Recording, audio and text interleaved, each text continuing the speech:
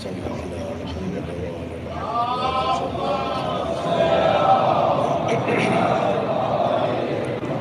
أعوذ بالله من الشيطان الرجيم. بسم الله الرحمن الرحيم. الحمد لله الذي لا يبلغ مدحته القائلون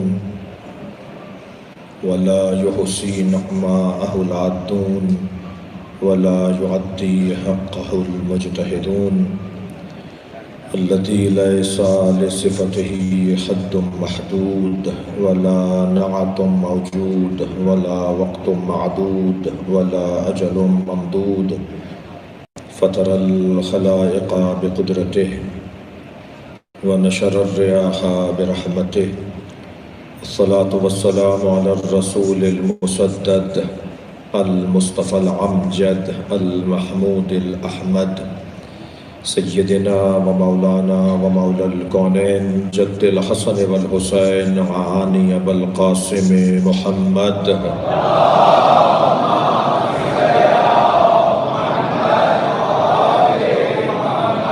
وآله الطيبين الطاهرين المعصومين الذين قال الله إنما يريد الله ليذهب عنكم الرجس أهل البيت ويطهركم تطهيرا.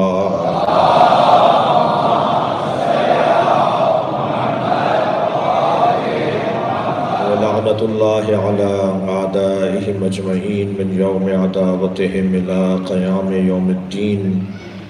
أما بعد، قال الحكيم في القرآن الكريم بسم الله الرحمن الرحيم فمن حاجك فيه من بعد ما جاءك من العلم فقل تعالوا ندع أبناءنا وأبناءكم ونساءنا ونساءكم وأنفسنا وأنفسكم ثم نبتهل فنجعل لعنة الله على الكاذبين. صلوات.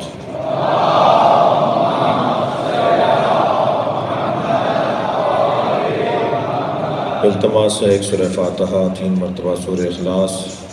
حاضرین مجلس کے مرحومین، شہدائے ملت، شہدائے پاک افواج، شہدائے پولیس اہلکار، رینجرز کے شہداء اور اس مملکت میں بے گناہ مارے جانے والے تمام مظلوم، اور خاص طور پر آج کی مجلس میں جن کے خانوادے نے اپنا حصہ رکھا ہے، سید بدر حسین موسوی ابن سید اشفاق حسین موسوی رحم اللہ من قرأ الفاتحہ.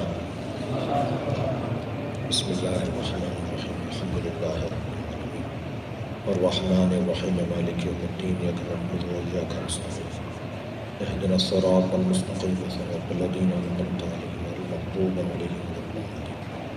بسم اللہ الرحمن الرحیم قل هو اللہ احد اللہ الصمد لم یلد ولم یولد ولم یکن له. بسم اللہ الرحمن الرحیم قل هو اللہ احد اللہ الصمد لم یلد ولم یولد ولم یکن له کفوا احد. اللهم صل على محمد وعلى محمد. صلوات.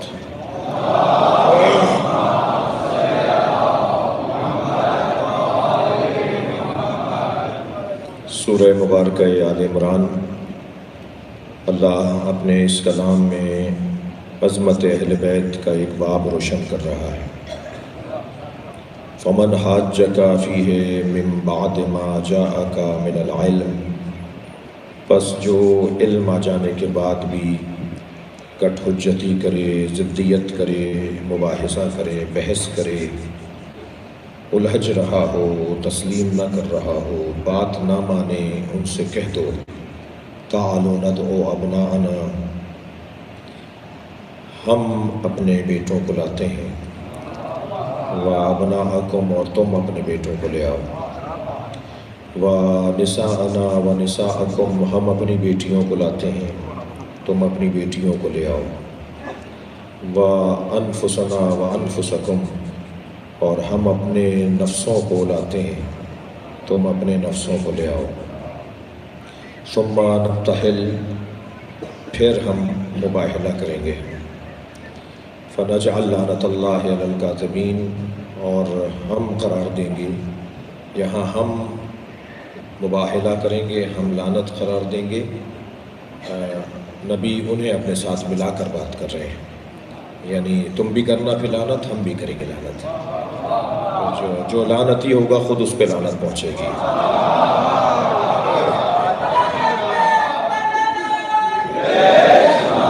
ہم بھی تم بھی، یعنی ہم، یہاں ہم سے مراد ان سے نبی بات کر رہے ہیں، ہم اپنے بیٹوں کو لاتے ہیں، تم اپنے بیٹوں کو لاؤ، اور پھر ہم مباہلہ کریں گے۔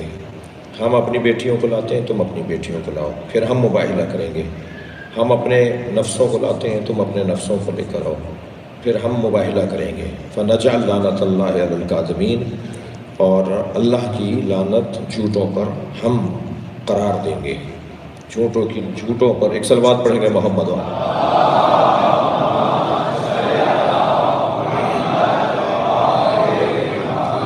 آپ سب کی حفاظت کے لیے اور خاص طور پر علماء کرام، قائدین، شخصیات، ملت کا درد اور ملت کے امور کو انجام دینے والی شخصیات تشریف فرمائے حضرت مولانا عارف واحدی صاحب، آپ سب کی حفاظت کے لیے، آپ سب کی توفیقات خیر، علماء کرام کی توفیقات خیر میں اضافے کے لیے بلند تر صلوات پڑھیں گے۔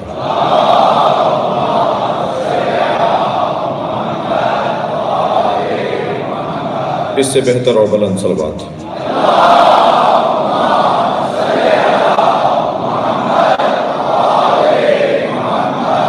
میں کوئی نعرہ لگوانے کے لیے بات نہیں کر رہا، مگر صرف ایک بات کر رہا ہوں کہ جب آپ مل کر صلوات اور نعرہ لگاتے ہیں نا تو آدھا دشمن تو یہی مر جاتا ہے۔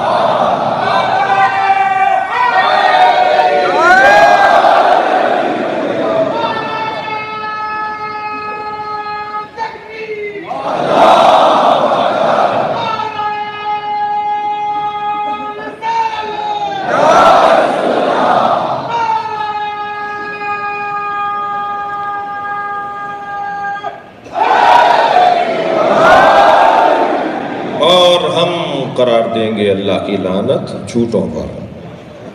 یہ آیہ کریمہ کا محاوراتی ترجمہ ہے جو میں پہلے بھی آپ کے سامنے کر چکا ہوں۔ غور کر رہے ہیں آیت کے الفاظ پر۔ آج جس لفظ پر تھوڑی دیر ٹھہرنا چاہتا ہوں وہ ہے انفسنا۔ عربی زبان میں قرآن میں لفظ آیا ہے کہ ہم اپنے نفسوں کو لاتے ہیں، تو ترجمہ کیا ہے؟ ہم اپنے جیسوں کو لاتے ہیں، تم اپنے جیسوں کو لے کر آؤ۔ تو اپنے جیسوں کے عنوان پر اگر کوئی امت کے سامنے آیا تو وہ نبی جیسا علی ہے۔ نبی لے کر آئے اپنے انفسنا کی جگہ پر، اور جب میدان مباہلہ میں سرکار نے اپنے جیسے کو پیش کیا تو اسے علی کہتے ہیں۔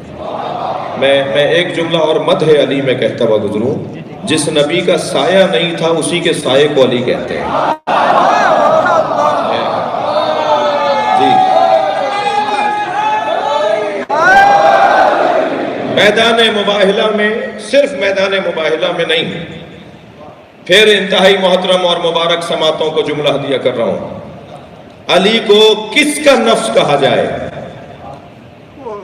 میں کہتا ہوں مولا کائنات کے نام علی پر ہی اگر کچھ دیر یعنی میں چاہوں گفتگو کرنا تو شاید مجھ جیسے کم بذات اور کم علم طالب علم کے لیے بھی 5-10 مجلسیں چاہیے صرف لفظ علی پر بات کرنے کے لیے۔ میں پہلی مجلس میں کہہ چکا ہوں کہ ذوبوا فی علی کما ہوا ذاب فی اللہ، علی میں اتنے گم ہو جاؤ کہ تمہیں علی کے علاوہ علی کا کوئی دشمن ہی نظر نہ آئے، ہمیں کوئی اور نظر ہی نہیں آ رہا۔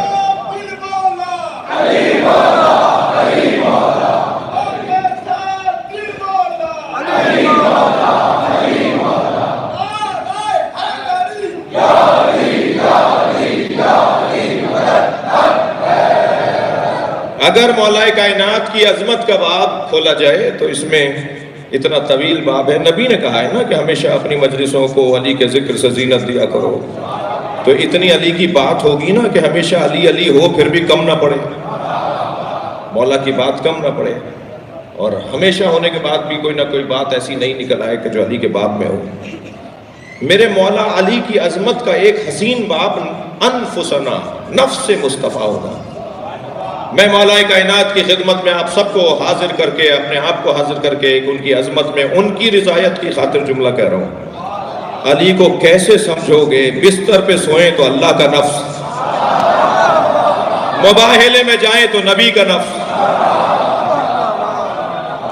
وَمِنَ النَّاسِ مَن يَشْرِي نَفْسَهُ ابْتِغَاءَ مَرْضَاتِ اللَّهِ وَاللَّهُ رَءُوفٌ بِالْعِبَادِ۔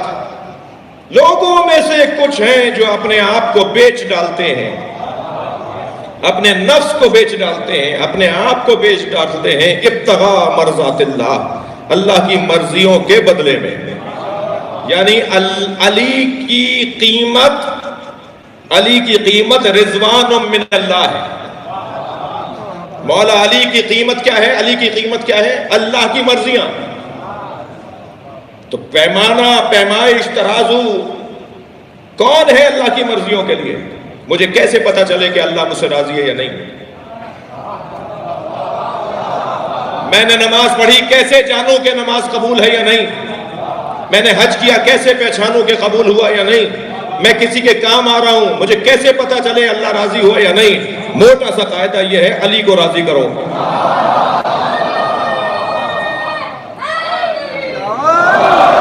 مولا علی اگر راضی ہیں، اللہ راضی ہے، موٹی موٹی بات۔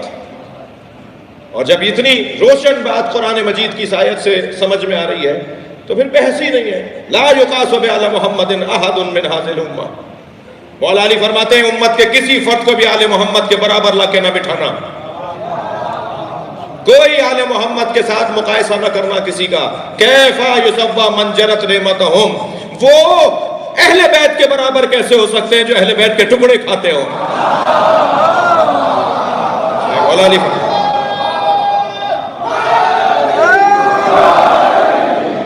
یہ نہج البلاغہ کا فرمان ہے جو میں نے آپ کو سنایا ہے۔ مولا فرماتے ہیں اب یہاں علی نفس خدا جب بستر پر سوئے اور جب مباہلے میں جائیں گے تو نفس رسول اللہ۔ میں یوں کہہ دوں نا کہ اگر یہ تین ہی ہستیاں ہیں، وجود واجب اللہ، واجب الوجود، ممکنات الوجود میں مصطفیٰ سرکار اور مولا علی سرکار۔ کیا خوب کہا ہے کہ بعد از خدا بزرگ تو ہی قصہ مختصر۔ اللہ کے بعد اگر کسی کے بارے میں عظمت کا سوچا جائے گا تو وہ نبی کی ذات، اور نبی کے بعد کسی کے بارے میں سوچا جائے گا تو وہ علی کی ذات۔ یعنی اگر میں اللہ تک جانا چاہتا ہوں تو مجھے علی اور نبی کے ذریعے جانا ہوگا۔ اور عزیزوں میں ایک جملہ اور ہدیہ کر دوں، نبی کی 63 برس کی نبوی زندگی، ٹھک کر نہیں سنیں گے اس بات کو، نبی کی 63 برس کی نبوی زندگی۔ ممکن ہے کوئی بچہ کہے مولانا میں نے تو تاریخ میں کچھ اور پڑھا ہے، نبی کی تو 23 برس کی نبوی زندگی تھی۔ نہیں عزیزان گرامی، ہمارے نبی 40 سال کے بعد نبی نہیں ہوئے ہیں۔ جو لوگ یہ کہتے ہیں کہ نبی 40 سال کے بعد نبی ہوئے، انہیں کہہ دو تمہیں آنے میں 40 سال دیر لگی ہے۔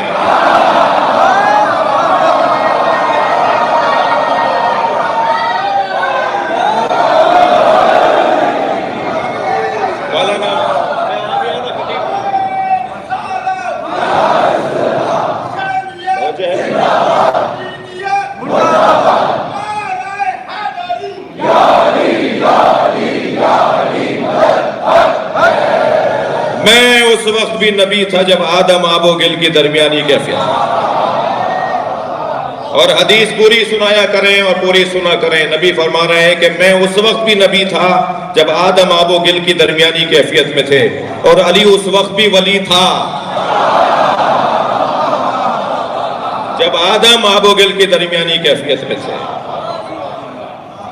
میرا عنوان افضلیت امیر المومنین ہے بھی، اور یہ غیر ارادی طور پہ بیان ہو رہا ہے۔ یہ مولا علی افضل ہیں، اور افضلیت امیر المومنین کا باب بڑا روشن ہے، توجہ چاہوں گا۔ تو بحث یہ ہے، بات یہ ہے کہ مولا علی نفس خدا اور نفس رسول اللہ۔ جب یہ نفس خدا ہو گئے شب ہجرت اپنے آپ کو بیچ کر اللہ کی مرضیاں لے لی، تو اب علی کا کچھ نہیں ہے، علی اللہ کا ہے، اور اپنا آپ وجود اللہ کے حوالے کر دیا۔ یہ سینے پہ چڑھنا بھی اللہ کے لیے، یہ سینے سے اترنا بھی اللہ کے لیے۔ جناب سبط جعفر شہید کے دو مصرے بڑے حسین ہیں، کبھی خیبر ہے ہاتھوں پر، کبھی رسی گلے میں ہے۔ شجاعت کی تعریف کی انہوں نے، کبھی خیبر ہے ہاتھوں پر، کبھی رسی گلے میں ہے، جہاں جیسی ضرورت تھی وہاں ویسی شجاعت ہے، مفہوم شجاعت۔ تو ہر حال میں علی کی زندگی بنا میں خدا۔ تھوڑا سا غور تو کریں میرے بچے اور جماعت کے، جب مولا علی مشرکوں کو، کافروں کو قتل کر رہے تھے، تو میں تو آج ایک بات کرتے ہوئے 4 دفعہ سوچتا ہوں کہ اس کا نتیجہ کیا نکلے گا۔ میں کہیں جاتے آتے سوچتا ہوں کہ اس کا نتیجہ کیا نکلے گا۔ کیا مولا کائنات نے نہیں سوچا ہوگا؟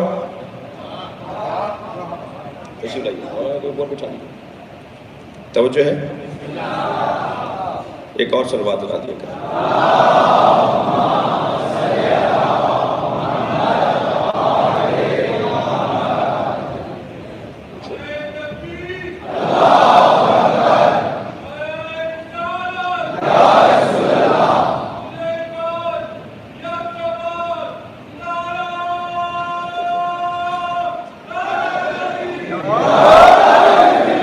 توجہ ہے حضرات کی؟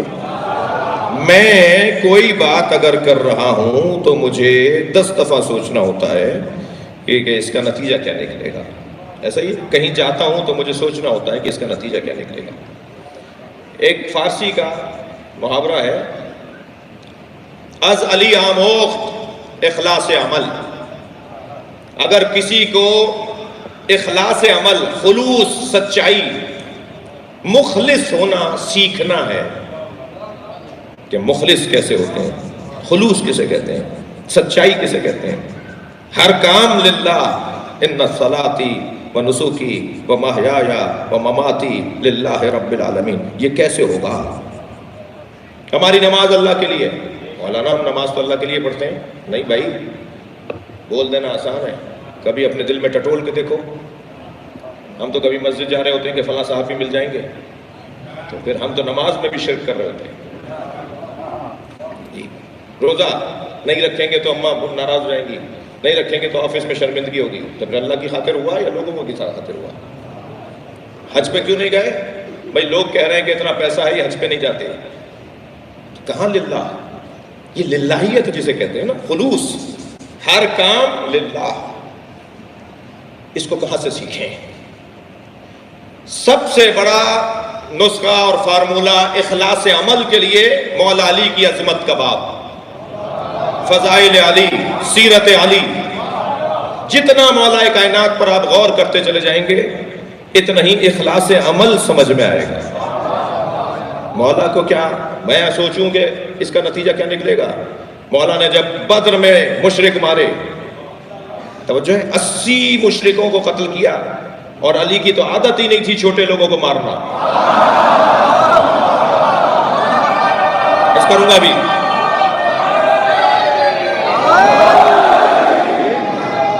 میں بھی عرض کروں گا،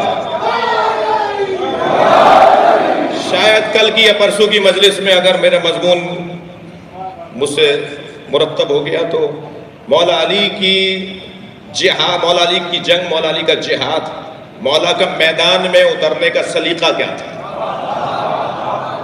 15-16 نکات میں نے اپنی طالب علمی سے اس کو منظم کیا ہے کہ میدان میں اترتے تھے تو ڈھنگ علی کا کیا تھا، علی کی روش کیا تھی، علی کی انداز، آداب حرب علی کے کیا تھے۔ اس کے اوپر شاید کل یا پرسوں بات ہوگی، دقت چاہوں گا۔ علی سے اخلاص عمل سیکھنے کی ضرورت ہے۔ پتا تھا نا کہ میں مار رہا ہوں تو میرے بچوں کو مارا جائے گا، میں مار رہا ہوں تو میرے ساتھ دشمنی ہوگی۔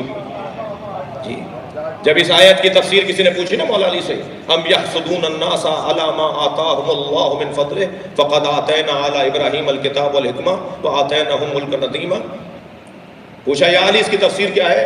قرآن اللہ کہہ رہا ہے کچھ لوگ ہیں جو ان سے حسد کرتے ہیں جنہیں اللہ نے اپنے فضل سے عطا کیا ہے. اللہ نے آل ابراہیم کو کتاب و حکمت اور ملک عظیم عطا کیا ہے. مولا یہ کون ہے کہ جن سے لوگوں کو حسد ہوتا ہے؟ تو علی نے اپنے سینے پہ ہاتھ رکھ کے فرمایا میں ہوں. ہم خاندان اہل بیت سے حسد ہوتا ہے. مولا کو نہیں پتا تھا کہ کیا ہوگا، سب پتا تھا. قصدن کیوں؟ اس لیے کہ علی علی علی اپنے لیے نہیں ہے. علی کا وجود اپنا ہے ہی نہیں. جو فنا فی اللہ ہو جائے، جو اللہ کی ذات میں گم ہو جائے، جسے اللہ کے علاوہ کچھ نظر نہ آئے، پھر اس کی روش ایسی ہوتی ہے. مثال دوں گا بس ذہن کو قریب کرنے کے لیے. ہم مدت سے کرائے کے مکان میں رہ رہے تھے. ہم نے سوچا اپنا مکان بنائیں. ایک پلاٹ خریدا، پیسے جوڑ کر مکان بنانا شروع کیا. اور جیسے جیسے ہمارا مکان بنتا چلا گیا، ہم سے حسد کرنے والوں کے دل چھوٹے ہونا شروع ہو گئے. اب یہاں مکان بنتا جا رہا ہے اور آخری مرحلوں میں داخل ہو رہا ہے، ادھر آگ حسد کی بھڑکتی جا رہی ہے. انہوں نے بھی طے کر لیا گھر تو بننے دو، آگ ہم لگائیں گے. اب ہمارا مکان تیار، ہماری پوری فیملی خاندان خوشحال کہ کسی طرح 2 دن بعد ہم اپنے نئے مکان میں جائیں گے. مدتوں کی محنت کے بعد اپنا مکان مل رہا ہے. مکان تیار ہو گیا. دوسرے دن ہمیں اپنے نئے مکان میں شفٹ ہونا تھا کہ رات نصف شب میں دروازے پہ دستک ہوئی. ہم نے جا کے دیکھا تو بڑی بڑی گاڑیوں میں کچھ لوگ تھے. ہم نے کہا جی کون ہے؟ کہا ریاست کے لوگ ہیں، حکومت کے لوگ ہیں، آپ سے ملنا چاہتے ہیں. ہم نے کہا جی تشریف فرماؤ. کہا یہ 2 گلی بعد جو آپ نے مکان بنایا ہے، یہ مکان حکومت خریدنا چاہتی ہے. ہم نے کہا جی ہم نے اپنے لیے بنایا ہے، بڑی محنت سے بنایا ہے، ٹکا ٹکا جوڑ کر بنایا ہے. کہنے لگے کتنے میں بنایا ہے؟ ہم نے کہا جی 1 کروڑ میں بنایا. مثال کہنے لگے آپ کو ہم 25 کروڑ دیتے ہیں، اور ساتھ میں آپ کو اور آپ کی نسل میں ایک ریاستی منصب بھی قانون کا حصہ بنا دیتے ہیں. آپ کو بھی ریاستی منصب ملے گا اور آپ کی نسل میں بھی ایک ریاستی منصب رہے گا. توجہ چاہوں گا. اب ہم نے ایک لمحے میں سوچا سودا تو بہت اچھا ہے، ہم تو 25 مکان ایسے بنا لیں گے اور پھر ہمیں بھی اور ہماری اولاد کو بھی کچھ نہ کچھ ملتا رہے گا. ہم نے مکان کے کاغذات ان کے حوالے کیے، ان سے وہ مراعات لے لیں، اطمینان سے جا کے سو گئے. صبح جب سورج نکلا تو ہمارے حاسدوں نے ہمارے گھر کو آگ لگا دی. جب گھر جلنے لگا تو پورا محلہ باہر نکل کر آ گیا اور جلتے ہوئے مکان کو دیکھ رہا تھا. اس مجمع میں ہم بھی کھڑے تھے اور آگ لگانے والا بھی کھڑا تھا. جس نے ہمارے گھر کو آگ لگائی تھی وہ کسی کو نہیں دیکھ رہا تھا، ہمارے چہرے کو دیکھ رہا تھا، اور ہمارے چہرے کا اطمینان اسے مار رہا تھا. اور میں مطمئن اس لیے تھا کہ یہ چیز میری ہے ہی نہیں. رات کی تاریکی میں علی نے اپنا نفس بیچ دیا. اب علی کا کچھ نہیں ہے، یہ اللہ کا ہے. جو علی کا دشمن ہوگا وہ اللہ کا دشمن ہے. صلوات پڑھیں گے محمد و آل محمد.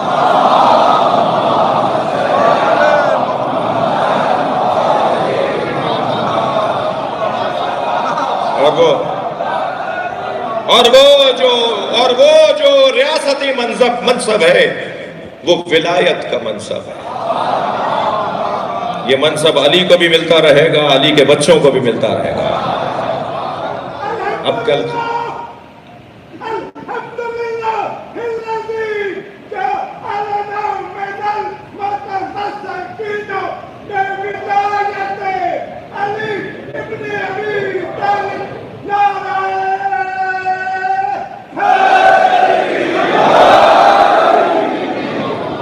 عزیزان گرامی اللہ کے حوالے کر دیں اپنے آپ کو تو پھر دیکھیے مزہ کیا ہے.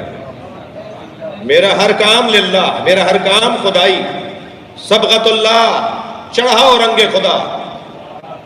میں مجلس میں اس لیے نہیں جا رہا کہ فلاں کو راضی کرنا ہے، میں نماز میں اس لیے نہیں جا رہا کہ مجھے فلاں سے ملنا ہے، میں حج میں اس لیے نہیں جا رہا کہ فلاں کو راضی کرنا ہے، اس لیے کہ کسی طرح مجھ سے اللہ راضی ہو جائے.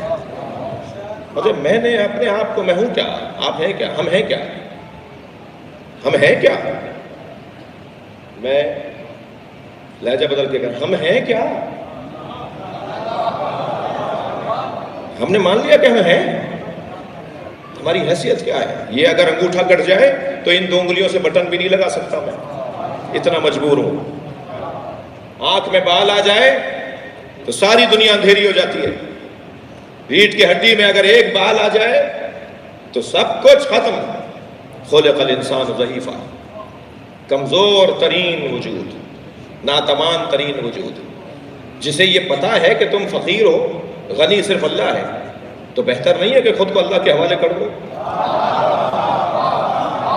جب میں اپنے آپ کو اللہ کے حوالے کر دوں گا تو پھر اللہ کریم، اللہ مالک،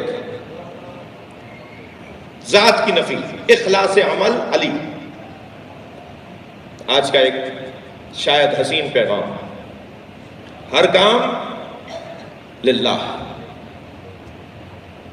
20 سال کے تھے جنگ بدر میں مولا علی، تھک کر نہیں سنیں گے، سبحان اللہ کہنے سے آپ کو ثواب ہوگا۔ 20 سال کے ہیں جنگ بدر میں مولا علی۔ بھائی جوان ذرا چوڑے ہو کر سنیں میری بات کو، اردو میں جملہ کہا ہے میں نے آپ سے، جوان ذرا اپنا سینہ تان کے سنیں اس بات کو۔ 20 سال کے ہیں جنگ بدر میں مولا علی، اور نبی کے لشکر کے علمدار ہیں۔ جتنی قدر جوانوں کی نبی نے کی ہے کسی اور نے نہیں کی۔ معاشرے کا اساس اور بنیاد اگر کوئی ہے، ریڑھ کی ہڈی اگر کوئی ہے تو وہ جوان ہے۔ میری خوش قسمتی ہے کہ مجلس میں جوانوں کی تعداد بہت ہے، میں گنوں گا تو انگلیوں سے زیادہ سفید بالوں والے نہیں ہیں جی، اکثریت جوانوں کی ہے، اور یہ میرا اعزاز ہے، میرا فخر ہے کہ جوان پیار کرتا ہے۔ جوان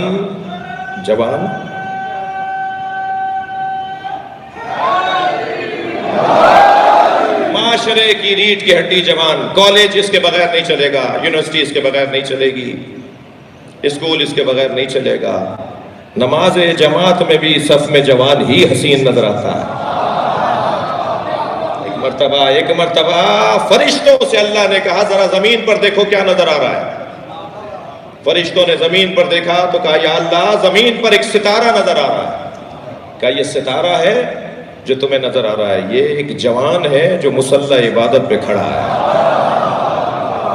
جب جوان مصلی عبادت پہ کھڑا ہوتا ہے اللہ فرشتوں میں مباحات کرتا ہے، اللہ فرشتوں کے اندر متکبر ہوتا ہے، غرور کرتا ہے کہ دیکھو یہ اپنے نفس پر قابو پا کر، یہ اپنے پسند پر، اپنی خواہش پر قابو پا کر یہ میرے حضور سجدہ کرنے آیا ہے۔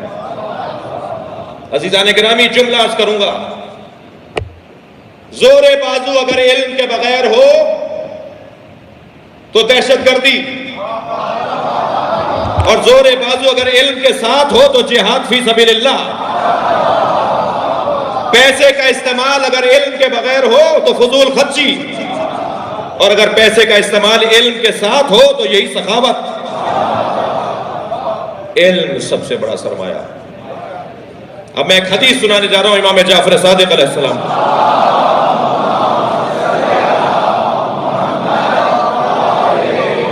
امام نے ایک جوان کو دیکھا، پہلے تو یہ طے ہے، میں نے تمام جو میں کم علمی کے اعتراف کے ساتھ نبی مکرم سے لے کر ائمہ اہل بیت امام عسکری تک تمام ہستیوں کے جو فرامین ہیں، جب جوانوں کے بارے میں ان فرامین کو آپ علیحدہ کریں گے تو ایک مشترکہ چیز نظر آتی ہے، اور مشترکہ چیز یہ ہے کہ کبھی نہیں ہوتا تھا کہ نبی، مولا علی، امام حسن، امام حسین، ائمہ اہل بیت کسی جوان کو دیکھیں اور اس سے بات کیے بغیر گزر جائیں۔ جی کیوں ایسا؟ نفسیات کے دنیا میں اور انسانی نفسیات میں کسی بڑے کا چھوٹے سے بات کرنا صرف بات کرنے سے شخصیت بن جاتی ہے۔ وہ ایک لمحے میں نیچے سے اوپر آ جاتا ہے، ایک لمحے میں پستی سے بلندی کی طرف آ جاتا ہے، اور بڑے فخر سے کہتا ہے مجھ سے نبی نے بات کی ہے، بڑے فخر سے کہتا ہے مجھے آج علی نے بات کی ہے۔ اگر کوئی بڑا چھوٹے سے بات کرے تو چھوٹا وہ بات کرنے کی وجہ سے وہ بڑا اور بلند ہونے لگتا ہے۔ اس لیے میں آپ سے بھی گزارش کروں گا، کسی محفل میں کسی جوان کو دیکھیں تو اس سے بات کریں، خیریت پوچھیں، کیا کر رہے ہو، کیا پڑھ رہے ہو، کیا کر رہے ہو، اور ہو سکتا ہے آپ کو اچھا مشورہ دے دیں، اور ہو سکتا ہے اس کو سن کر آپ کو کوئی معلومات میں اضافہ ہو جائے. شخصیت سازی، جیسے عمارت سازی ہوتی ہے نا، ایسے ہی شخصیت سازی بھی ہوتی ہے. شخصیت بنانا، اعتماد دینا. انسان کی شخصیت میں بنیادی رکن رکین وہ اعتماد ہے. بد اعتمادی تو ہے، جو بولا نہیں جا رہا، کہا نہیں جا رہا، لکھا نہیں جا رہا، پڑھا نہیں جا رہا، وہاں نہیں جاؤں گا ڈر لگتا ہے، یہ نہیں کروں گا ایسا ہو جائے گا. آج کا جوان کہتا ہے شادی نہیں کروں گا، کھلاؤں گا کہاں سے، ابھی گھر بنا لوں. یہ بہانے بازیاں. یہ جوان جو شادی کر سکتا ہے اور شادی نہیں کرتا، یہ جو بہانے بازیاں کرتا ہے، یہ بد اعتمادی کی وجہ سے. فلاں کورس میں نہیں کر سکتا، فلاں پڑھائی میں. ہاں کاؤنسلنگ ضروری ہے، ماہر سے مشورہ ضروری ہے، اور مشورہ ہو جائے اور یہ طے ہو جائے کہ تمہارے اندر یہ صلاحیت ہے کہ تم فلاں تعلیم حاصل کر سکتے ہو، تو عزیزان گرامی پھر ڈرنا یہ بد اعتمادی ہے. سب سے زیادہ بد اعتماد کون ہوتا ہے؟ جو فقیر ہو، نادار ہو. بھائی تھک کر نہیں سنیں گے، کچھ کہوں گا. معاشرے کا وہ فرد سب سے زیادہ بد اعتماد ہوتا ہے جس کے پاس پیسہ نہیں ہوتا، جس کے پاس دولت نہیں ہوتی. وہاں آپ کو بد اعتماد زیادہ ملیں گے. ہاں پیسے والوں میں بھی بد اعتماد ملیں گے، لیکن ناداروں میں بد اعتماد زیادہ ملیں گے. جملہ سنیے گا، سب سے زیادہ علی جن سے پیار کرتے ہیں وہ پیسے والے نہیں ہیں، علی فقیروں سے پیار کرتے ہیں.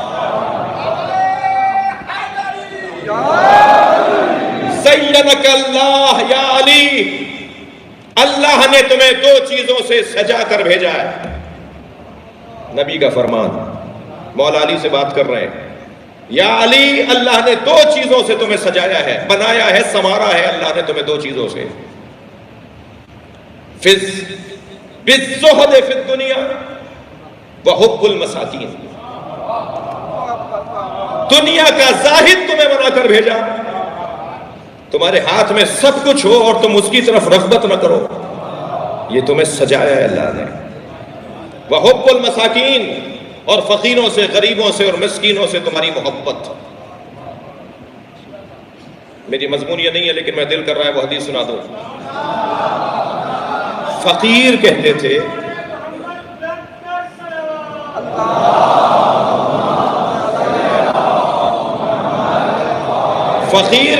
تھے کہ جب سارا دن ہماری دل آزاریاں ہو جاتی ہیں، دل چھوٹے ہوتے ہیں، تو ایک علی کے چہرے کی مسکراہٹ ہمیں امیر بنا دیتی ہے. فقیروں کا دیکھ کر بات کر رہا ہے. بعض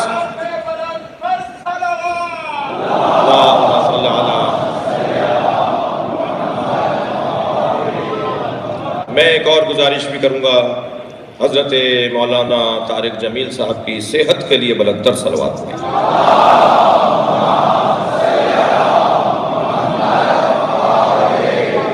اس سے بلند صلوات ان کی صحت کے لیے. اللہم صلی علی محمد. توجہ ہے بات کی. اور امیر لوگ کہتے تھے، صاحبان ثروت لوگ کہتے تھے کہ جب علی فقیروں سے پیار کا اظہار کرتے ہیں، محبت کا اظہار کرتے ہیں، تو ہم اللہ سے دعا کرتے ہیں یا اللہ ہمیں بھی ایسا بنا دے. علی دو لوگ کھڑے ہوتے تھے نا، ایک پیسے والا اور ایک غریب آدمی، تو مولا اس کی طرف جاتے تھے جو غریب ہوتا تھا. اعتماد دینا، اعتماد سازی، شخصیت سازی. مولا سامنے ایک جوان نظر آیا، حضرت نے فرمایا تم کرتے کیا ہو؟ مولا صادق وہ حدیث سنا رہا تھا. اس جوان سے پوچھا کیا کرتے ہو؟ کہنے لگا مولا کچھ نہیں کرتا. سنیں گے؟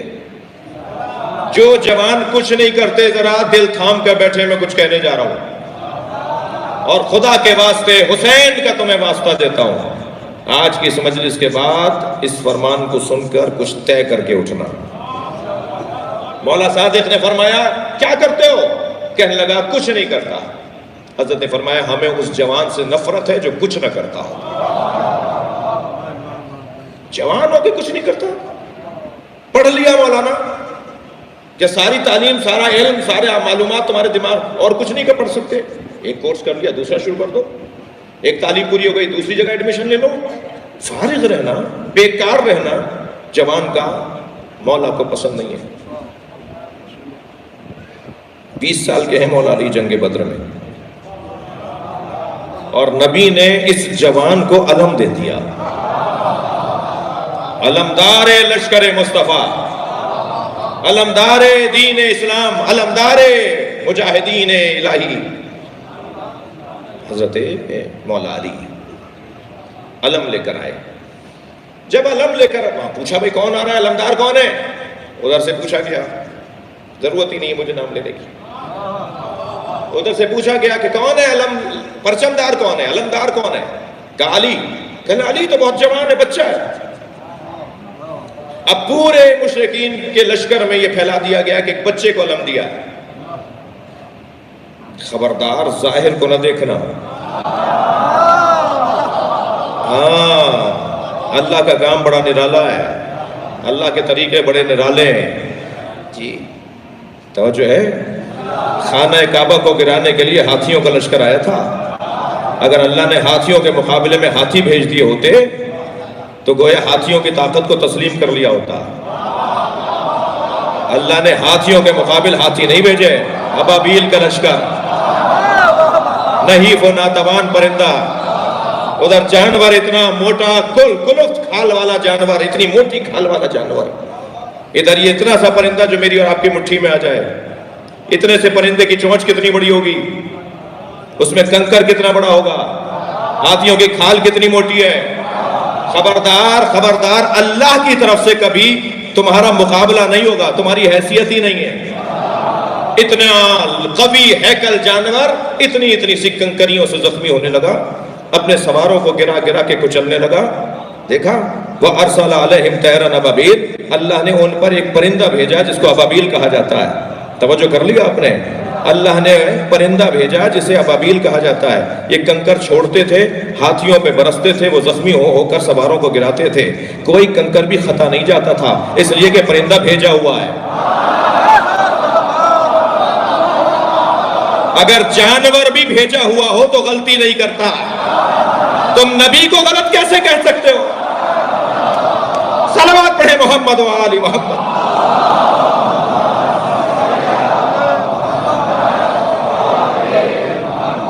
بڑا مشکل دور ہے۔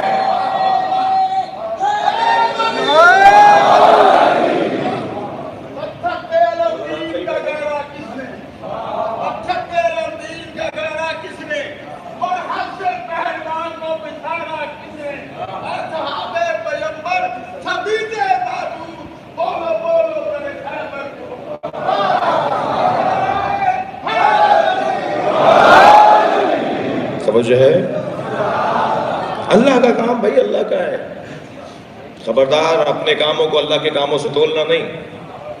اس نے گھر بچانے کے لیے ابابیل کا لشکر بھیجا، اور نبی جب غار میں گئے تو ان کی حفاظت کے لیے مکڑی کا جالا بنوا دیا۔ احوَنِ بیوت، پھوکوں سے ٹوٹنے والا گھر، اتنا کمزور گھر جو پھوک مارنے سے ٹوٹ جائے، باریک باریک تاروں کا گھر بنایا نبی کی حفاظت کے لیے۔ اندر نبی ہیں، جالا تنوا دیا کہ نہیں ہے؟ بھائی یہی ہوا تھا نا، وہ پیر دیکھتے ہوئے تو پہنچے تھے نا، جب پہنچے گا غار کے دہانے پر تو دیکھا کبوتری نے انڈے دیے ہوئے، گھونسلہ بنایا ہوا ہے، اور مکڑی نے جالا تنا ہوا ہے۔ یہ ماحول بتا رہا ہے کہ اندر کوئی نہیں گیا، نبی اندر ہیں، اللہ انتظام کر رہا ہے، نہیں ہے، بستر پہ نبی ہیں، اللہ انتظام کر رہے ہیں۔ اللہ تقیہ کرے تو جائز، اور ہم اطاعت الہی میں تقیہ کریں تو ناجائز۔ یہ کیا ہو رہا ہے؟ تقیہ بزدلی کو نہیں کہتے، حکمت اور دانائی کو کہتے ہیں۔ حضرت آیت اللہ جوادی عاملی نے کیا خوب تعریف کی ہے تقیہ کی، فرماتے ہیں تقیہ استعداد مخاطب کا موضوع نہیں ہے، بولنے والا اور کرنے والا تقیہ نہیں کرتا، تقیہ استعداد مخاطب کا مسئلہ نہیں ہے، استعداد مخاطب کا مسئلہ ہے، سامنے والا سمجھ نہیں پائے گا۔ اگر یہ تعریف تقیہ ذہن میں بٹھا لیں تو اللہ بھی تقیہ کرتا ہے، نبی بھی تقیہ کرتے ہیں۔ یہ کیا کہا ہے نحن نکلم الناس علی قدر عقولہم، ہم لوگوں سے ان کی عقل کے مطابق بات کرتے ہیں، یہ تقیہ نہیں ہے تو کیا ہے؟ لوگوں سے ان کی عقل کے مطابق بات کرو، یہ سمجھ نہیں پائے گا۔ دربار امام الرشید میرے مولا رضا تشریف فرمائیں، ایک مخالف نے آواز دے کر کہا یا ابن رسول اللہ، آپ کا عقیدہ یہ ہے کہ علی قسیم النار والجنہ، علی جنت و دوزخ کے تقسیم کرنے والے ہیں۔ میرے مولا رضا نے فرمایا ہمارا عقیدہ نہیں ہے، یہ نبی مکرم کا فرمان ہے، یہ سرکار دو جہاں کی حدیث ہے۔ یا علی انت قسیم النار والجنہ، یا علی تم جنت و دوزخ کے تقسیم کرنے والے ہو۔ برابر سے امام الرشید کی آواز آئی، فرزند رسول مجھے یہ حدیث سمجھ میں نہیں آتی۔ حضرت نے فرمایا یہ حدیث سمجھ میں نہیں آتی تو ہم ایک اور حدیث تمہیں سمجھاتے ہیں، سناتے ہیں جو اسے سمجھائے گی۔ حضرت نے فرمایا یہ تو نہیں سمجھ میں آ رہا کہ علی جنت و دوزخ کے تقسیم کرنے والے ہیں، یہ حدیث تو سمجھ میں آتی ہے، یا علی حب کا ایمان و بغض کا کفر، یا علی تم سے محبت کرنا ایمان ہے، تم سے نفرت کرنا کفر ہے۔ جو علی سے محبت کرے گا مومن ہے، جنت میں جائے گا، جو علی سے نفرت کرے گا کافر ہے، دوزخ میں جائے گا۔ تو علی ہی تو جنت اور دوزخ بھیج رہے ہیں۔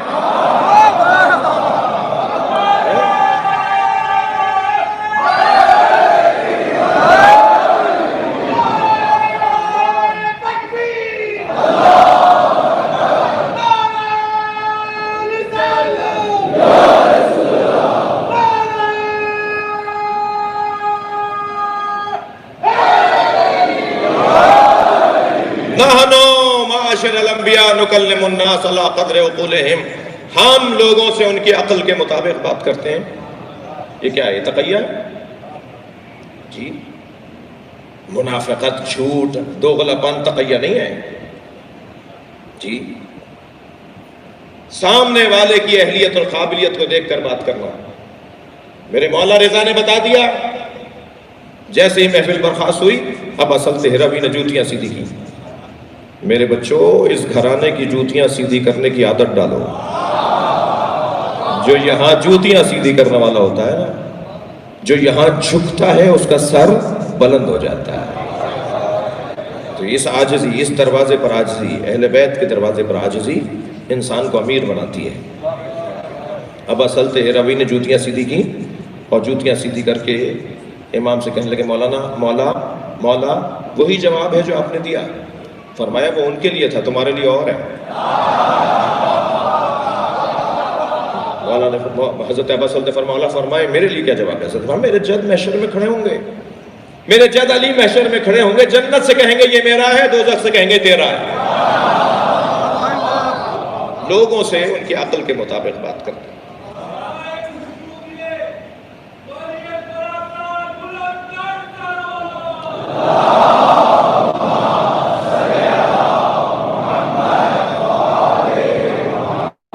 مجھے معاف کیجئے گا، وقت تنگ ہوتا جا رہا ہے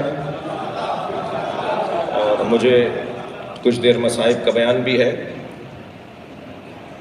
جنگ بدر میں علی 20 سال کی، خبر پھیلا دی جوان کے ہاتھ میں علم ہے، بچے کے ہاتھ میں علم ہے۔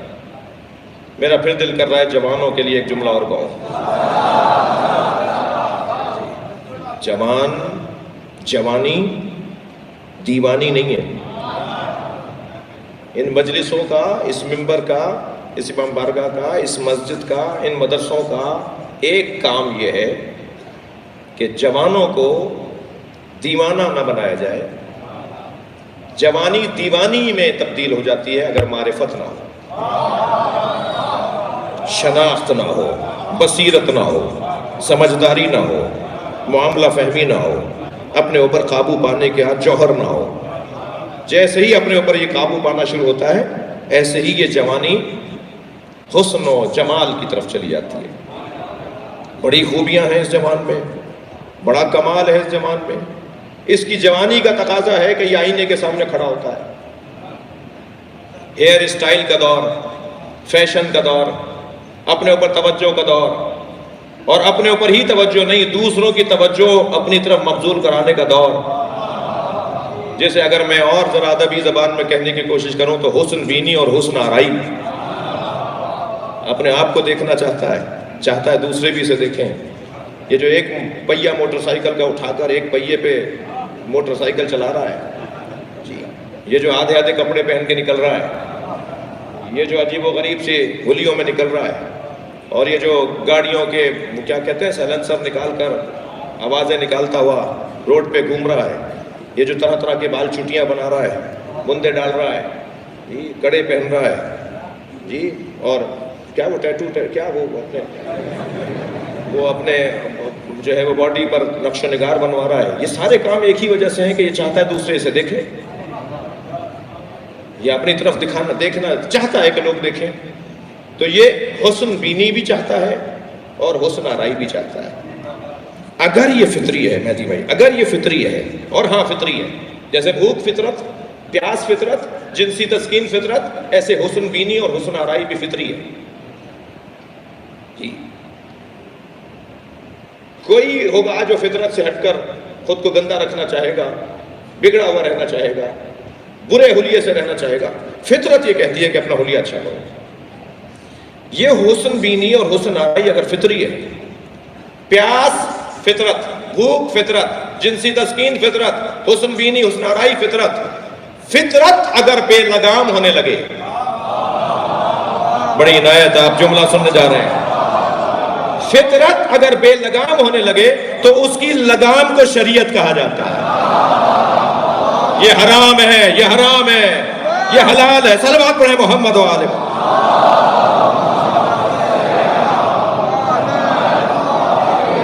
پیاس فطرت ہے، شریعت کہتی ہے ہر چیز نہ پینا. پیاس بجھانا نہیں سوچو کس چیز سے پیاس بجھا رہے ہو. بھوک فطرت ہے، خبردار ہر چیز نہ کھا لینا. جنسی تسکین فطرت ہے، خبردار ہر طرف نہ دیکھنا. حسن بینی فطرت ہے، خبردار یاد رہے اگر چادر اتار کر بے پردہ ہو کر بد حجاب یا بے حجاب ہو کر روڈ پہ چلنے کا تمہاری فطری تقاضا ہے تو وہ روڈ پر تو اس کا بھی حق ہے جو تمہارے علاوہ وہاں چل رہا ہے. تم اپنے گھر میں جیسے چاہو رہو، مگر جب روڈ پر نکلو تو خیال رہے کہ یہاں کسی اور کا بھی حق ہے. میں بات جوان کی کر رہا ہوں، لڑکے لڑکی کی نہیں کر رہا. جوان ہے، یہ جب جوانی کے نشے میں اپنی فطرت کو بے لگام کرنے یا کرنے لگتی ہے تو پھر معاشرے میں فساد پھیلتا ہے اور آواز آتی ہے خبردار اگر روڈ پر بے حجابی پھیلانے کا تمہیں حق ہے تو روکنے کا ہمیں بھی حق ہے. اور روکنے کا سلیقہ اور طریقہ وہی ہونا چاہیے جو مصطفی ہے. سمجھانے کی ضرورت ہے، بتانے کی ضرورت ہے. عزیزان گرامی، جوانی کو دیوانگی میں تبدیل نہ ہونے دیجیے. اپنے مراکز علمی کو، اپنے مراکز دینی کو، اپنے عزائی اداروں کو جوانوں کی تربیت کے لیے انسجام، اہتمام کی ضرورت ہے. اور جتنا ہم جوانوں کی تربیت اور اہتمام، میرا اتفاق رہتا ہے علماء کرام تشریف فرمائے، آپ بھی بہت سے لوگ باہر کے ممالک میں جاتے ہیں. ہمارے یہ جو باہر کے ممالک میں امام بارگاہ ہیں ان میں ہر امام بارگاہ میں ایک بڑا ہال، ایک بڑا کمرہ بچوں کے کھلونوں کے ساتھ ہوتا ہے. یہ جو ماؤں کے ساتھ بچے آتے ہیں، یہ جو آپ کی گود میں بیٹھا ہے میری بہن، میرے بھائی، یہ جو گود میں بچہ بیٹھا ہے یہ 5-8 منٹ سے زیادہ چین سے نہیں بیٹھے گا. یہ مضطرب ہوگا، بے چین ہوگا، اور سب سے زیادہ تو یہ مجھ سے نفرت کرے گا کہ اماں لے گئی تھی مجلس میں، ابا لے گئے تھے مجھے مجلس میں، مولانا اتر ہی نہیں رہے تھے، وہ تو بیٹھ کے بھول گئے کہ اترنا بھی ہوتا ہے. یہ کیوں ایسا سوچے گا؟ اس لیے کہ یہ 5-8 منٹ سے زیادہ چین سے نہیں بیٹھے گا. اسے پھر تفریح چاہیے، اسے پھر تفریح چاہیے. اس کے مزاج، اس کی فطرت ہے تفریح. قرآن پکار کے کہہ رہا ہے وَاعْلَمُوا أَنَّمَا الْحَيَاةُ الدُّنْيَا لَعِبٌ وَلَهْوٌ وَزِينَةٌ وَتَفَاخُرٌ بَيْنَكُمْ وَتَكَاثُرٌ فِي الْأَمْوَالِ وَالْأَوْلَادِ. انسان کی زندگی کے 3 دور ہیں، بچپنا، جوانی، بڑھاپا. بچپنے کو قرآن نے لعب و لہو کہا ہے، کھیل کود. اس کی فطرت میں ہے کھیلنا کودنا، اس کے مزاج کا حصہ ہے کھیلنا کودنا. میں مرکزی امام بارگاہ، اسلام آباد کے مرکزی امام بارگاہ G62 کے اس مرکزی امام بارگاہ کی انتظامیہ سے کہوں گا کہ ابھی وقت ہے، ابھی آپ تعمیرات کے مراحل میں ہیں، کوئی ایک جگہ ضرور بنائیں، یہ جو بچے ماؤں کے ساتھ آتے ہیں وہاں آیا بٹھائیں، وہاں ایک خاتون بٹھائیں جو ان کو دیکھتی بھی رہے، اور کھلونے ایسے رکھیں جس میں یہ حسین سیکھ کر جائیں۔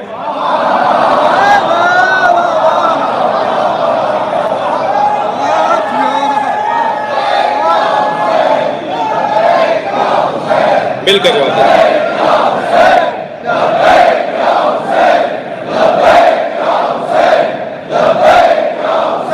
بلند تر صلوات کریں۔ جوانی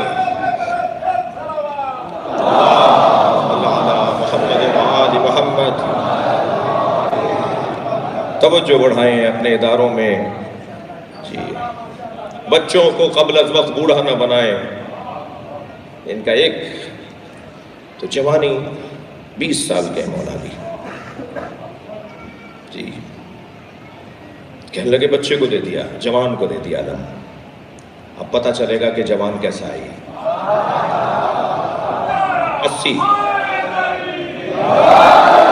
80 سرداروں کو مارا علی نے،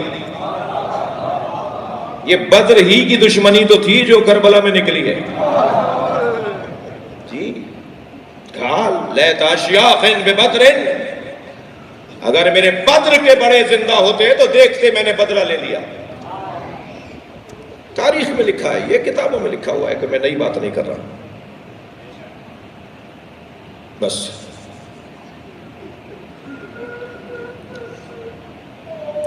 علی کو پتا تھا کہ میرے بچے مارے جائیں گے، علی کو پتا تھا کہ میری نسل کٹے گی جی۔ 50 سال بعد سن 61 ہجری نبی کی رحلت کے 50 سال بعد میرے محترم سننے والوں، حسین کو قتل کرنے کے 2 محرک ہیں، 2 محرکوں کے سبب، 2 محرکات ہیں قتل حسین کے لیے، ایک حب دنیا، ایک بغض علی۔ کوفے والے حب دنیا کے بیمار تھے، پیسہ چاہیے تھا، دولت چاہیے تھی، کرسیاں چاہیے تھی، منصب چاہیے تھے۔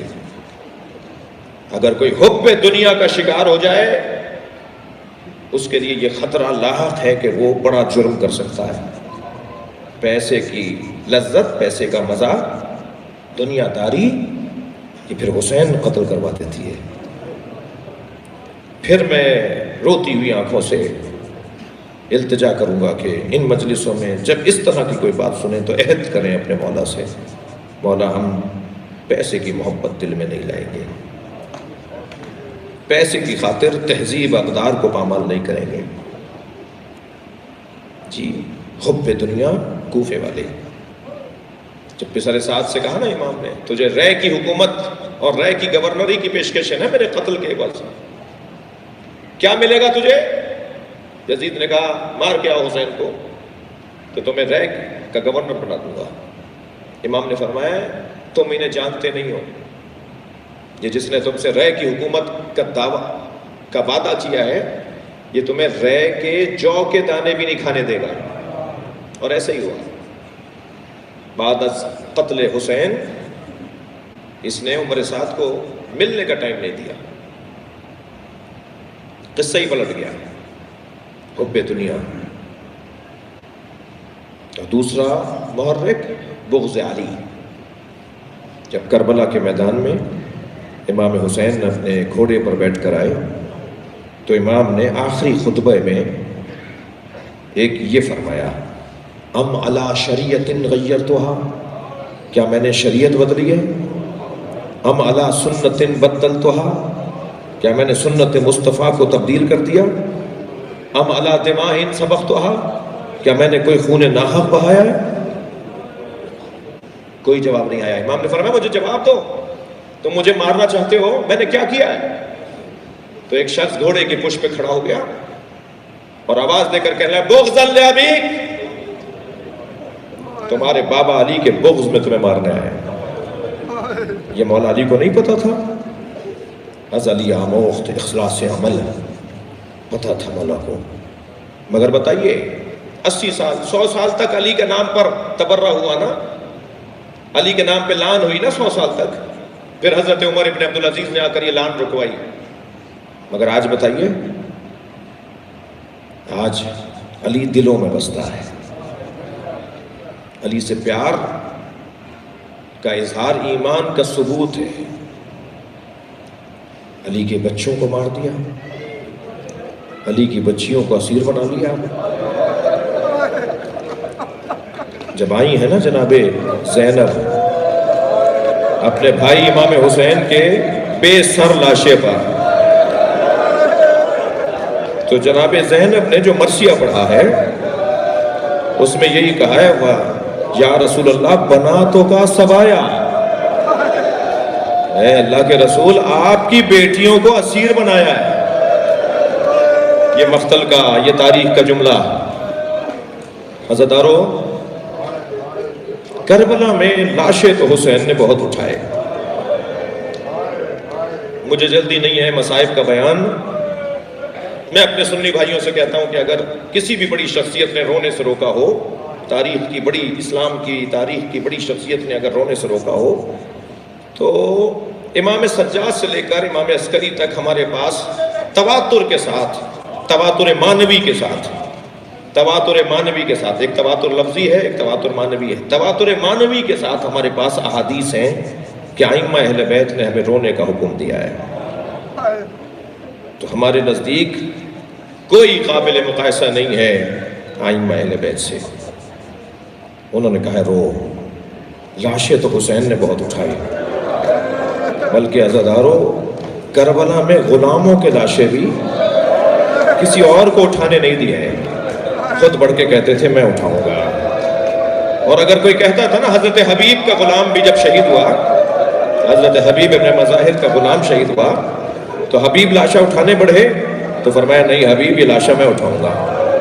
کہا مولا یہ غلام ہے، فرمایا یہ میری محبت میں مرا ہے، کہیں حسین کی محبت بدنام نہ ہو جائے، یہ میرے الفاظ ہیں۔ جون کا لاشا، حبشی غلام تھے نا جون، امام کے پاس آتے تھے، امام کہتے تھے جون ابھی رک جاؤ کچھ دیر بعد، پھر جون آ کے کہتے تھے مولا مجھے اجازت ہے، فرماتے تھے نہیں جون ابھی نہیں۔ تو تیسری دفعہ آ کے جون نے کہا مولا میرا رنگ کالا ہے، مولا میرے بدن سے ایک بو آتی ہے۔ امام نے گلے لگا کر اتنا پیار کیا، فرمایا تم نے یہ کیسے سوچا؟ اور جون تمہارے لاشے سے تو ایسی خوشبو آئے گی جو کربلا کے کسی شہید میں خوشبو نہیں ہوتی۔ لہٰذا جب امام زین العابدین لاشیں دفنانا شروع کیے نا، 12 محرم کو اعجاز امامت سے آئے اور لاشیں دفنانے لگے، تو امام سے کسی نے آ کر کہا ایک لاشے سے خوشبو آ رہی ہے۔ امام نے فرمایا وہ جون کا لاشا ہے، میرے بابا نے اسے خصوصی دعا دی تھی۔ عزادارو، ایسے ایسے لوگ۔ حضرت سعید ابن عبداللہ آ کر کھڑے ہو گئے، مولا مجھے جانے کی اجازت دیجئے، امام نے لوٹا دیا، ابھی وقت نہیں ہے، کچھ دیر کے بعد تمہیں اجازت دیں گے۔ عبداللہ ابن وہب کلبی، آپ غور کرتے ہیں عیسائی کربلا کو کیوں یاد کرتے ہیں؟ کربلا میں 2 سنی العقیدہ عثمانی العقیدہ شہید بھی ہیں، جو مولا علی کو چوتھا خلیفہ مانتے تھے، پہلا نہیں مانتے تھے، اسے کہتے ہیں اصطلاح کے اندر عثمانی العقیدہ، پرانی اصطلاح کے اندر۔ حضرت زہیرین عثمانی العقیدہ تھے، مسلم ابن اوسجہ عثمانی العقیدہ تھے، حضرت عبداللہ ابن وہب کلبی مسیحی خاندان کے تھے۔ حسین نے تو خوب سجایا ہے نا کربلا، ساری قوموں کو، سارے مکتبوں، یہ بحث ہی نہیں تھی۔ عبداللہ ابن وہب کلبی خاندان مسیحیوں کا ہے، آ کر کہتے ہیں ابھی کچھ دن پہلے شادی ہوئی ہے، زوجہ کے ہاتھوں کی حنا کا رنگ بھی نہیں گیا ہے، آ کر کہا مولا مجھے اجازت ہے؟ امام نے فرمایا تم اپنی بوڑھی ماں کا سہارا ہو، تم اپنی نئی نویلی دلہن کے لیے امید ہو۔ کہ مولا ذرا مڑ کر دیکھیے یہ دونوں دروازے پہ کھڑی ہیں اور مجھ سے کہتی ہیں اب خیمے میں نہ آنا۔ کیا اس وقت جان کا نذرانہ پیش کرو گے جب علی اکبر شہید ہو جائیں گے، جب حسین کے بچے مارے جائیں گے؟ جاؤ اس سے پہلے کہ اہل بیت کو مارا جائے تم اپنی جان قربان کرو۔ یہ دونوں بیویاں قریب آ گئیں. امام نے حضرت وہب کلبی کی مادر گرامی سے پوچھا کہ بی بی اس بچے کو کیوں بھیج رہی ہو؟ ایک جملہ کہا، جو رونے آئے نا وہ محسوس کریں گے اس درد کو، اس کیفیت کو. ایک جملہ کہا، اے حسین اگر کل محشر میں زہرا نے مجھ سے پوچھا تیرا بچہ بچ گیا، میرا حسین مارا گیا، میں شرمندہ ہو جاؤں گی فاطمہ زہرا کے ساتھ. امام نے زوجہ وہب سے پوچھا، بی بی تمہاری امید ہے تمہارا شوہر؟ کہنے لگی مولا یہ ہمیں نصیب ہوا ہے میدان کہ ہم اپنی آخرت کو کما لیں. انہیں میری خواہش ہے کہ میدان میں جانے دیجئے. بس 2 باتیں میں اپنے شوہر سے کرنا چاہتی ہوں، آپ کے سامنے وعدہ کریں. پہلی بات تو یہ کہ بغیر میرے بغیر جنت میں قدم نہیں رکھیں گے، دروازے پر رکے رہیں گے جب تک میں نہیں آ جاؤں، میری شفاعت کریں گے. امام نے دونوں ہاتھوں کو اٹھا کر کہا اس کا وعدہ حسین کرتا ہے. لہذا یہ واحد خاتون ہے جو عاشور کے دن شہید ہوئی ہے. کربلا میں ایک عورت شہید ہوئی ہے عاشور کے دن، وہ یہی بی بی ہے. جب اس کے شوہر کا سر کاٹنے لگے نا تو یہ اپنے شوہر کے ایک بدن کے قریب آ گئی تھی، تو دوسرے ظالم نے اس کے سر پہ گرز مارا اور یہ اپنے شوہر کے برابر میں یہ کہتی ہوئی گری کہ حسین نے وعدہ پورا کر دیا. اجرکم اللہ، اجرکم اللہ، اجرکم اللہ. تھکیں گے نہیں جنہیں رونا آ رہا ہے. اور دوسرا کہنے لگی کہ دوسری بات میں اپنے شوہر سے یہ کرنا چاہتی ہوں کہ یہ آپ کے سامنے مجھے اجازت دے دیں کہ جب یہ شہید ہو جائیں تو میں جناب زینب کے خیمے میں چلی جاؤں. امام نے فرمایا تم زینب کے خیمے میں کیوں جانا چاہتی ہو؟ کہا میں نے سنا ہے جب مرد مار دیے جاتے ہیں تو عورتوں کو اسیر بنایا جاتا ہے. میں جب نبی زادی کے حجرے میں چلی جاؤں گی تو میرا پردہ بچ جائے گا، مجھے کوئی اسیر نہیں بنائے گا. حسین کی آنکھوں میں آنسو آ گئے. اے زوجہ وہب اس کا وعدہ حسین نہیں کرتا. تم 11 محرم کو ہوتی تو دیکھتی. اجرکم اللہ. بہت گریہ ہو گیا، بہت گریہ ہو گیا، ہر آنکھ رو لی.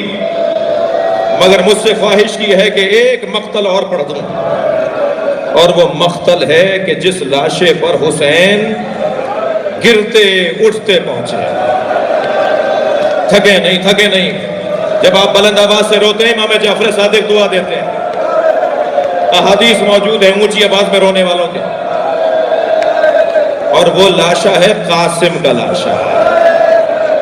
جب جناب قاسم نے آواز دی نا چچا میری مدد کیجیے گا، یہ واحد شہید ہے جس کی مدد کے لیے حسین گھوڑے پر بیٹھ کر رجز پڑھتے ہوئے تلوار نکال کر بڑھے ہیں. جب امام کے ہاتھ کی تلوار باہر آئی اور امام نے رجز پڑھنا شروع کیا تو دشمن یہ سمجھا کہ حسین نے حملہ کر دیا ہے، تو ایک دوسرے کو آوازیں لگانے لگے بھاگو بچو، حسین نے حملہ کر دیا. سنیں گے یہاں کے گھوڑے وہاں، وہاں کے گھوڑے یہاں. ایک آواز آتی رہی چچا بچائیے، چچا بچائیے. اے عزادارو 2 بدن پامال ہوئے گھوڑوں کی ٹاپوں سے. کربلا کے میدان میں 2 بدن پامال ہوئے گھوڑوں کی ٹاپوں سے، ایک حسین کا بدن، ایک قاسم کا بدن. مگر دونوں میں فرق یہ ہے کہ حسین شہادت کے بعد پامال ہوئے، قاسم زندگی میں پامال ہوئے. اجرکم اللہ. جب پہنچے ہیں نا اپنے بھتیجے کے لاشے پر تو لاشا پامال ہو چکا تھا، بچے کی روح پرواز کر گئی تھی.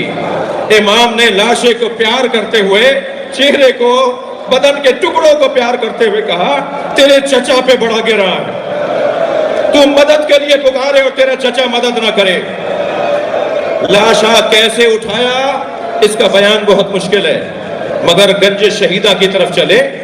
ہوتا یہ تھا کہ جب بھی حسین لاشا لاتے تھے نا تو اس شہید کی متعلقہ بی بی سامنے آتی تھی اور امام حسین کا پڑھ کر استقبال کرتی تھی اور حسین سے کہتی تھی میرا بچہ قبول ہو گیا، میرا بھائی قبول ہے، میرا شوہر قبول ہے، حق ہے. مولا وہ حوصلہ دیتی تھی وہ عورت آگے. لیکن جب جناب قاسم کا لاشا لائے نا تو ساری بیویاں تو استقبال میں تھیں، اس بچے کی ماں نظر نہیں آئی. امام نے لے جا کے لاشا گنج شہیدہ میں رکھ دیا اور جناب زینب سے کہا بہن بھابی ام رباب کہاں، بھابی ام فروہ کہاں ہے؟ بھابھی ام فروا بیوہ امام حسن کی زوجہ بھابھی ام فروا کہاں ہیں؟ تو جناب زینب سے کسی نے کہا جب قاسم کی شہادت کی خبر آئی تھی تو ام فروا پشت خیمہ پر چلی گئی تھی. میں نے جب یہ خبر آئی تھی نا کہ ابھی لاشا لا رہے ہیں حسین تو میں نے انہیں خیمے کے پشت پہ جاتے دیکھا تھا.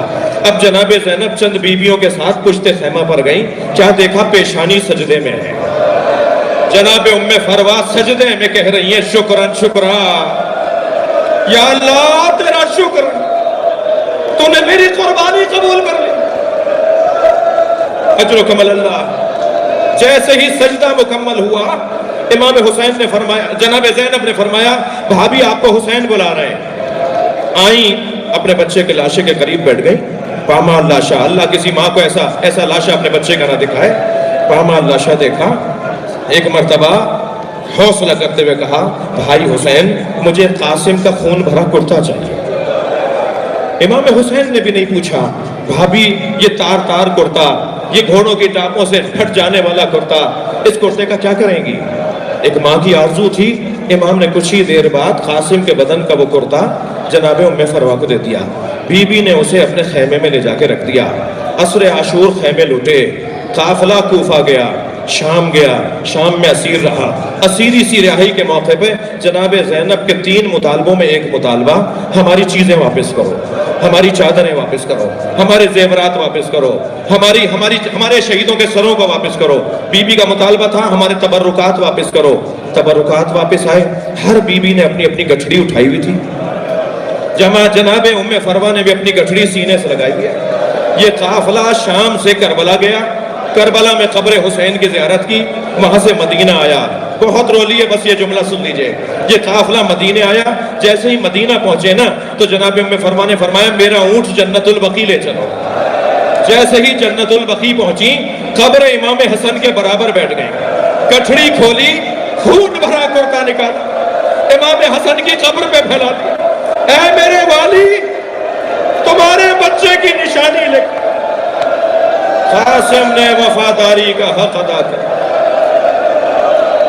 اللہ لعنت اللہ اللہ قوم الظالمین.